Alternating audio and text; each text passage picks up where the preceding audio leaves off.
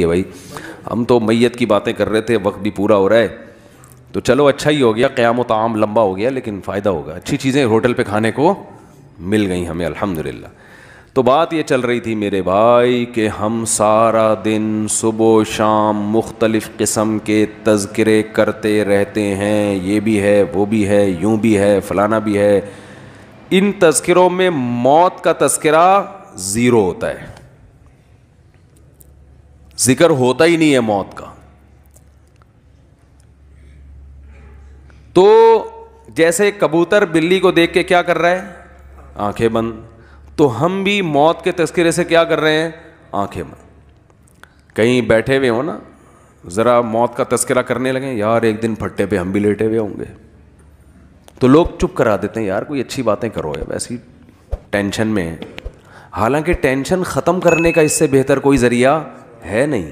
عجیب بات ہے یار, جس کے تذکرے کو آپ ٹینشن سمجھتے ہو, ٹینشن ختم کرنے کا اس سے بہتر کوئی ذریعہ ہے نہیں. بار بار کرو تاکہ محبت ہی دنیا سے ختم.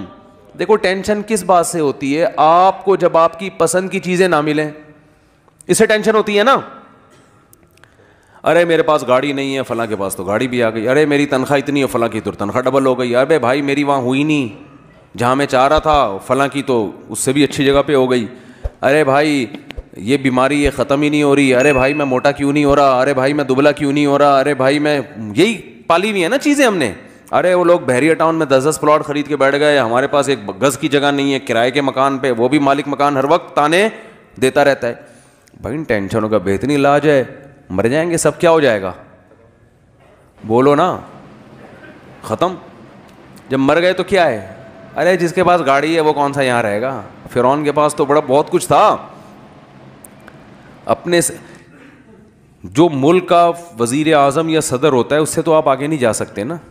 تو اپنے ملک میں دیکھ لو کتنے بڑے بڑے وزیر اعظم آئے, صدور آئے, کتنے بڑے بڑے آفیسر آئے, آ کے کہاں چلے گئے, فنا میں, ختم. کسی کا جہاز کریش ہو رہا ہے, کسی کو پھانسی پہ لٹکایا جا رہا ہے, کوئی اپنی موت مر رہا ہے, کوئی یہ ہو رہا ہے, کوئی وہ ہو رہا ہے. نبی صلی اللہ علیہ وسلم نے فرمایا اکثروا من ذکر ہاذم اللذات الموت. فرمایا جو لذتوں کو توڑ دینے والی چیز ہے نا موت, اس کو بہت کثرت سے یاد کیا کرو, اس کا تذکرہ کثرت سے کیا کرو. کیونکہ یہ ساری جو نعمتیں ہیں نا جن کو دیکھ دیکھ کے ہم جلتے کڑتے بھی رہتے ہیں, ڈپریشن میں بھی جاتے ہیں, یہ ساری لذتیں کیا ہونے والی ہیں, ختم. موت کے تذکرے سے ٹینشن جب ہوگی جب آپ دنیا کو مسافر خانہ سمجھ ہی نہیں رہے ہو, آپ سمجھ رہے ہو میں ہمیشہ یہاں رہوں گا, تو آپ اس خوش فہمی میں ہوتے ہو کہ میں موت کو بھلا دیتا ہوں, جب آنی ہوگی آ جائے گی, اور میں یہی سمجھتا ہوں کہ میں ابھی کیا ہوں, زندہ ہوں تو کل بھی زندہ ہوں. اس سے آپ سمجھتے ہو کہ آپ کو خوشی ملے گی, حالانکہ یہ وقتی خوشی میں ایک بہت بڑا غم لپٹا ہوا آ جاتا ہے آپ کے ساتھ. وہ غم یہ آ رہا ہوتا ہے کہ پھر آپ ساری چاہتیں یہاں پوری کرنا چاہتے ہو. خوش ہمیشہ وہی ہوتا ہے جو زندگی کو دنیا کو W11 سمجھے.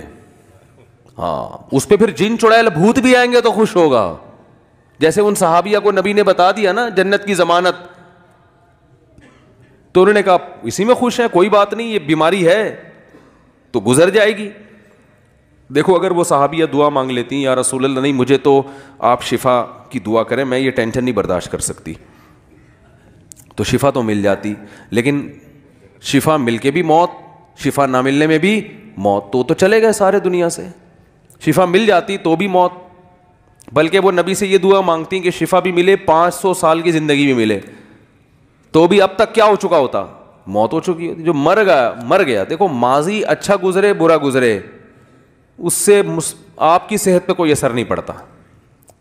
جو وہ ہمارے حضرت فرمائے گا گزر گئی گزران کیا جھونپڑی کیا میدان. جو ٹائم گزر گیا وہ تو اچھا گزرا برا گزرا, اب اس کا کرنا کیا ہے. حال اور فیوچر کو سوچ کے انسان خوش ہوتا ہے. کتنی بڑی بات ہے جب میدان حشر قائم ہوگا تو وہ صحابیہ کو کوئی یہ فیصلہ کر سکتا ہے کہ ان کو معاذ اللہ ان کے بدعمالیوں کی وجہ سے ان کو سزا ملے. کوئی اگر بالفرض بدعمالی ہو, بالفرض کوئی سوچ سکتا ہے؟ اگر ایسا ہو تو وہ تو نبی کے پاس آئیں گی, آپ نے تو گارنٹی دی تھی.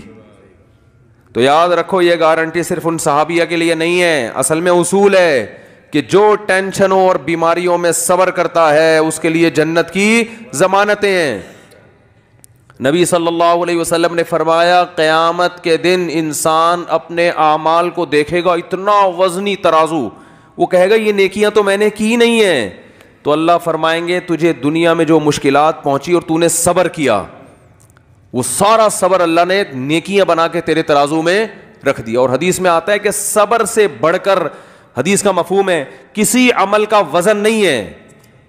کوئی تہجد, کوئی مجاہد کی جو اتنی فضیلت ہے نا میدان جنگ میں لڑنے کی, اس لیے کہ صبر کرنا پڑتا ہے. الہی تیری خاطر ہو, الہی تیری خاطر ہو, میرا جینا میرا مرنا الہی تیری